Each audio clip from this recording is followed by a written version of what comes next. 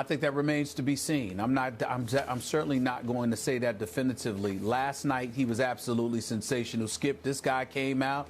I mean, I wasn't there live and in person in Madison Square Garden when Willis Reed came out in the NBA Finals, but I got to tell you, it felt something like that, man, based on what they described back when I was 5 years old to what I saw last night. The arena was electric. He came out there.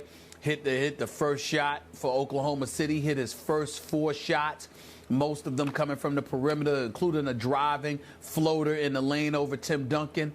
It was absolutely sensational. And when you consider some of the blocks that he had, some of the shots that he changed, ultimately 15.7 rebounds, 4 block shots, I think it never has such relatively pedestrian numbers seemed star quality as far as I'm concerned. But it was last night, because he had that kind of profound impact. I think it galvanized the arena big time. You knew they were going to be ready because it's a loud home crowd here. It rallied Kevin Durant, Russell Westbrook. Reggie Jackson was put in the starting lineup. Scott Brooks did a masterful job.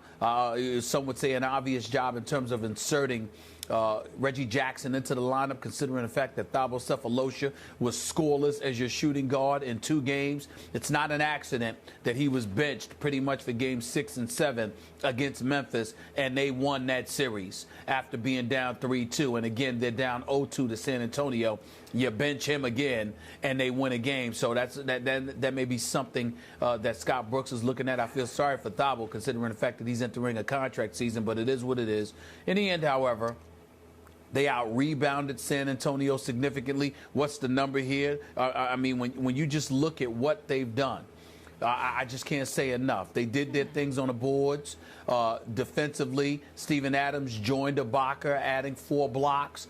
Tony Parker wasn't there. Danny Green wasn't there, combining for 7 to 25 shooting because you had to watch out for Ibaka.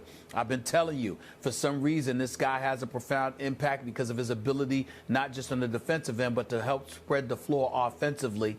And as a result of it, Oklahoma City can very well be in this series, but they still have to win another game.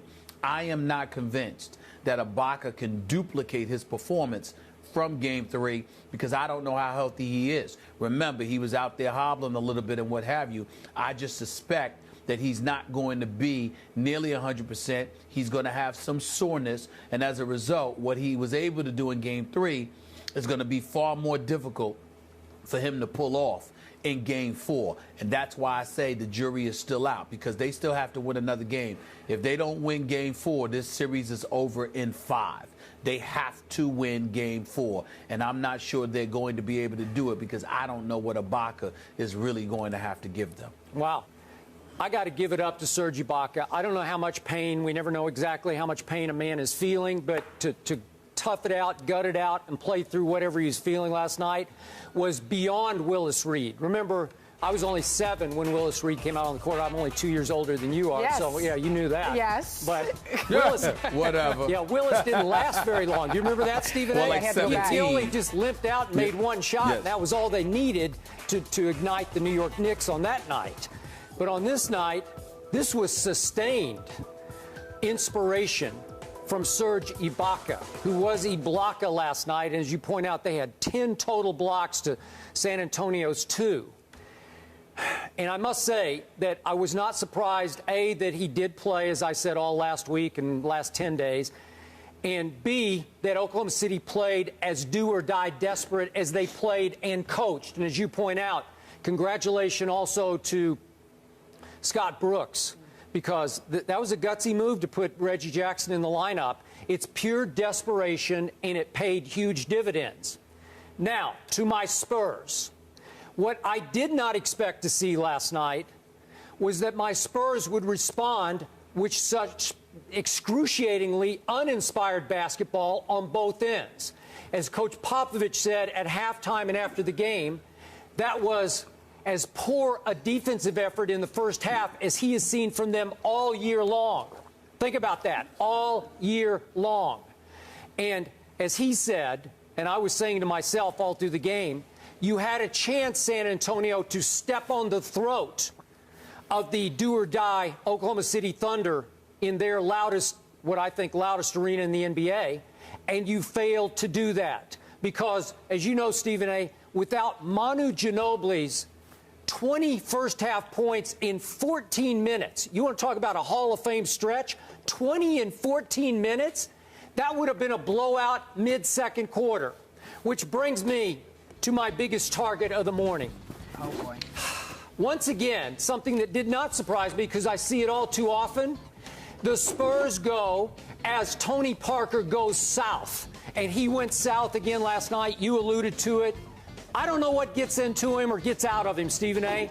He was completely out of it last night. From the tip-off, completely out of it. He looked intimidated by Serge Ibaka from his first jump shot from about 15 feet. He turned the ball over 3 straight times mid-second quarter and absolutely turned the game on its head. A 2-point game immediately went to 6, and the Spurs never could quite climb out of that hole despite Ginobili's three-pointer after three-pointer after three-pointer. The effort trickled down to the rest of the Spurs. The more Tony dribbled the air out of the basketball, the more Kawhi, Danny Green, everybody else just stands and watches dribble, dribble, dribble, dribble, dribble, dribble, dribble, dribble, dribble. And all of a sudden, Tim Duncan winds up with a shot at the end of the clock that he's not capable of taking or making. It happened again and again and again. I couldn't recognize the Spurs last night. I was surprised they hung in as long as they did. They lost almost every loose ball. They got crushed on the boards 52-36, 10-2 in blocks. It was amazing. You know, I picked the final score on Friday. Yep. I think I had 105-98. Yep. And I was real close to that. It wasn't even that close. That was completely misleading because my garbage time unit came in with Aaron Baines, you know, and scored a few at the end, or it would have looked a lot where it should have been a 20-point game.